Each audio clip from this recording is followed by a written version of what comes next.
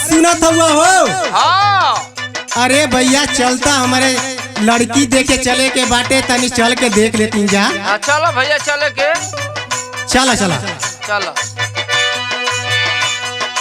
भैया का हो तनी हई लड़किया से तनी पूछ कैसन बोले चाले में बिया, कैसन बिया, तनी समझ में आई। हाँ तो पूछा तनी। अल्लाह पूछा तनी कुछ सवाल पूछ लो। हाँ कुछ सवाल पूछा।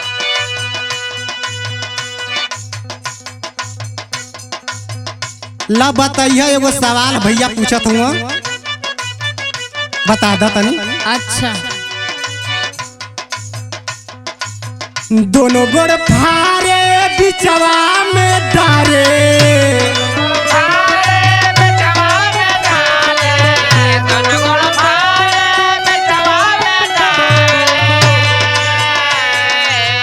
दोनों गोड़ फारे बिचवा में डारे, उठी बैठ के लगावेला धक्का की मुहवा से निकलेला, आही माई पप्पा की मुहवा से निकलेला, आही माई पप्पा की मुहवा से निकलेला।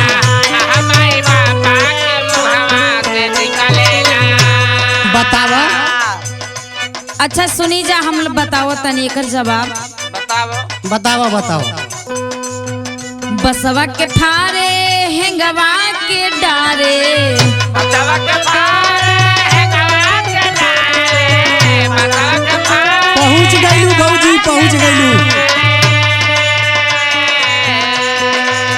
बसवा के ठारे हेंगवा के डारे, उठी बैठ के मरेला पटेंगा त मुहवा से निकलला, आहे माई बापा के मुहवा से निकलेला।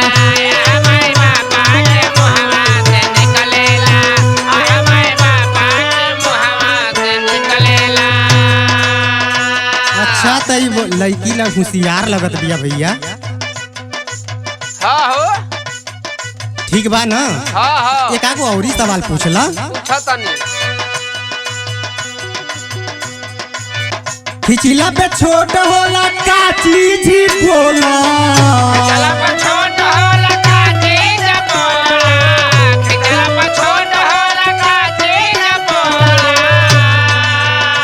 ए खिचला पे छोट होला का चीज बोला, बिना सीढ़िया के चढ़े उतरेला त मुहवा से निकलेला, आही माई पप्पा की मुहवा से निकलेला।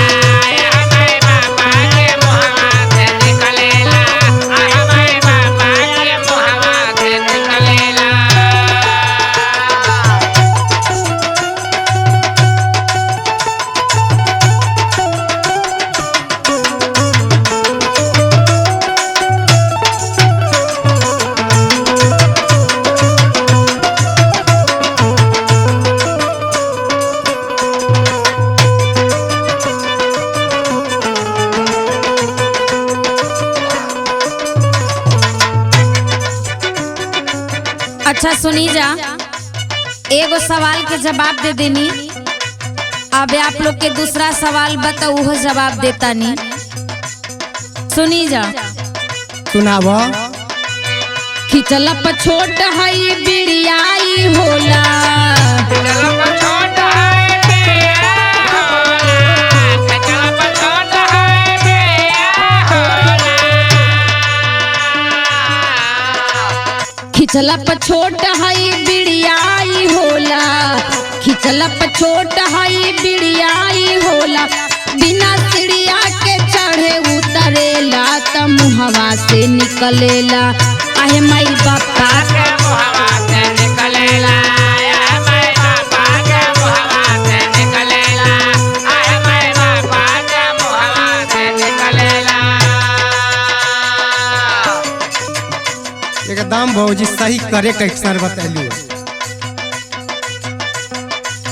अच्छा और ही कुछ पूछब जा। नहीं बस हो गया, दूगो हो सवाल गया? काफी हो गल भैया, है ना। हाँ भैया हाँ काफी हो गई। जयप्रकाश के पसंद बात सबके पसंद बा, सबके पसंद बात सबके पसंद बा, सबके पसंद बात सबके